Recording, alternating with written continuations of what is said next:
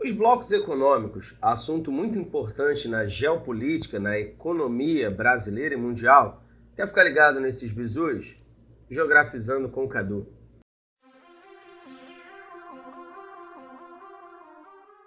Para entender os blocos econômicos, primeiro é importante a sua definição básica, né? Que significa uma associação entre países com a importância de aumentar as trocas comerciais entre eles. Com isso, fortalece a economia de todos os países participantes. Então esse é um critério bem básico, bem direto.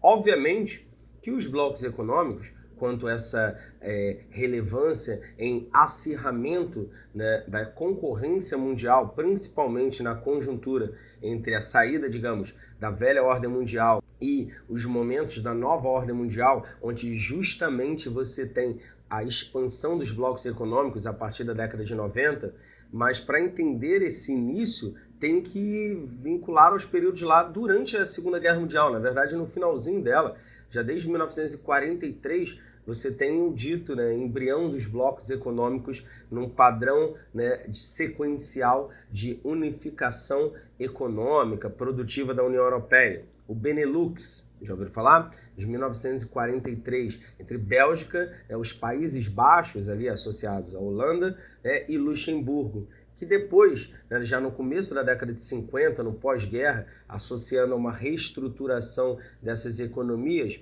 formam, né, a SECA, Comunidade Econômica do Carvão e Aço, com a adição de mais 3 países, entre eles a Itália, a França e a Alemanha Ocidental, né, dentre os países capitalistas ali atribuídos. E ainda na década de 50, você tem 57 o Tratado de Roma, né, em 58 entra em vigor a Comunidade Econômica Europeia, um passo importante, né, na associação quanto União Aduaneira, que eu já vou explicar um pouco à frente o que significa, né, a formação, né, da Euratom, né, quanto energia atômica na Europa, né, ali relacionada, um PAC agrícola vinculado para, né, o abastecimento e a garantia alimentar para as nações envolvidas nesse bloco econômico. Então você dá muitos aspectos, né, interessantes ali a se desenvolver. À frente teremos uma aula especial só de União Europeia, fica tranquilo. Só que os blocos econômicos têm, digamos, imagina como se fosse um videogame. Você tem fases, né? Seguindo o padrão, né, da União Europeia, você vai relacionando a evoluções de tratativas comerciais, né, econômicas no âmbito, às vezes, muito mais ligadas, muito mais intrínsecas, muitas vezes mais frágeis.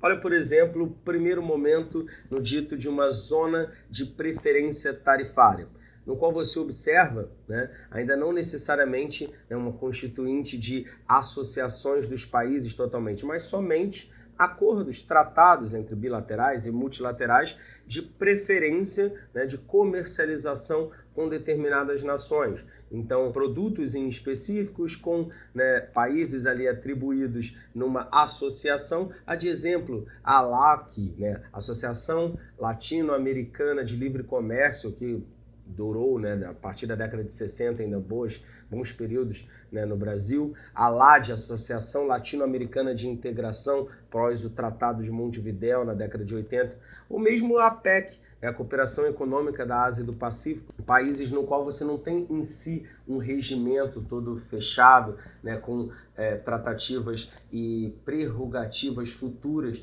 de que você teria, né, uma isenção total de impostos ou de uma boa parte, porque tem muitos países concorrentes também, como de exemplo que eu citei da Cooperação Econômica da Ásia e do Pacífico. E aí, seguindo nessas associações, a fase dita de área ou zona de livre comércio. Aí sim, uma associação, né, mais densa, digamos assim.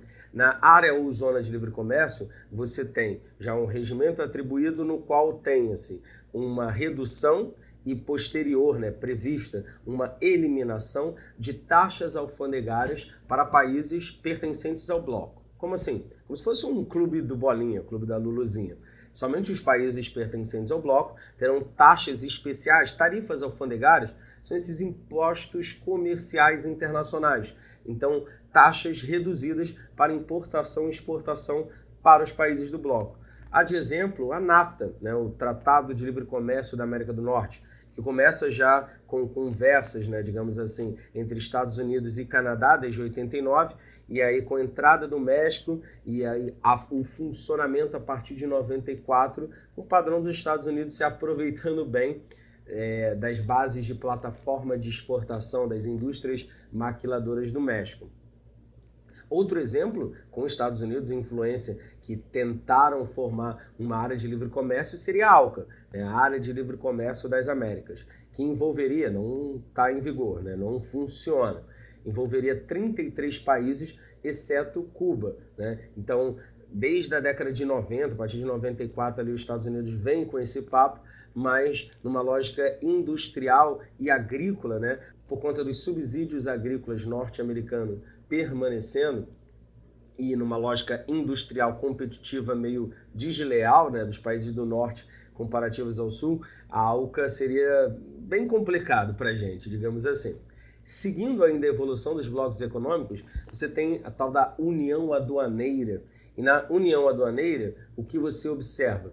A sequência ainda de características, né, mencionadas pelas outras fases, mas na União Aduaneira você tem a adoção de taxas especiais para países de fora do bloco, então aquela característica de zona ou área de livre comércio bem restrita aos países pertencentes é mais abrangente agora, denotando um mercado mais globalizado. Nesse sentido, você observa os interesses e ali pratica. A característica também da formação de uma TEC, a tal da taxa ou tarifa externa comum. Numa tarifa de exportação, né, comum, você acaba observando uma redução de concorrência entre os países pertencentes ao bloco.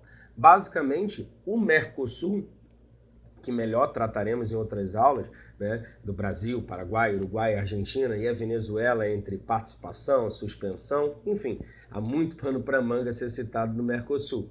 É considerado ainda uma união aduaneira, mesmo com esse nome de Mercado Comum do Sul, né, mas em funcionamento, né, desde o Tratado de Assunção, do Protocolo de Ouro Preto, você observa quanto união aduaneira. O Mercado Comum, quanto fase, observa-se a livre circulação de pessoas, capitais, serviços, tecnologias, né, bens. Então, essa fase, digamos assim, do mercado comum já é uma preparativa para a formação da união monetária, união econômica, que temos como único exemplo, dentre essas fases dos blocos econômicos, a União Europeia, né, após ali desde o começo da década de 90, com a adoção do euro. A característica de uma união monetária, além da realização de fóruns políticos, olha a União Europeia com exemplo, né, de Conselho Europeu, né, a Comissão Europeia, o Tribunal de Justiça Europeu, o Parlamento Europeu, o Banco Central Europeu, muito importante, próprias tratativas do Banco Central Europeu, nos momentos dos PIGs, lembra? Portugal, Itália, Irlanda, Grécia, Espanha, auge da crise econômica, crise da zona do euro, o Banco Central, né, o Conselho Econômico Europeu, teve grande referência nisso. E o aspecto principal de uma união econômica ou monetária, a adoção de uma só moeda. Exemplo único no mundo ainda do euro. Beleza, galera? Essas foram as principais informações dos conceitos básicos, né, das fases, digamos assim, dos blocos econômicos. Fica ligado em mais bizus, então curte, compartilha, segue. Tamo junto. Até a próxima. Valeu!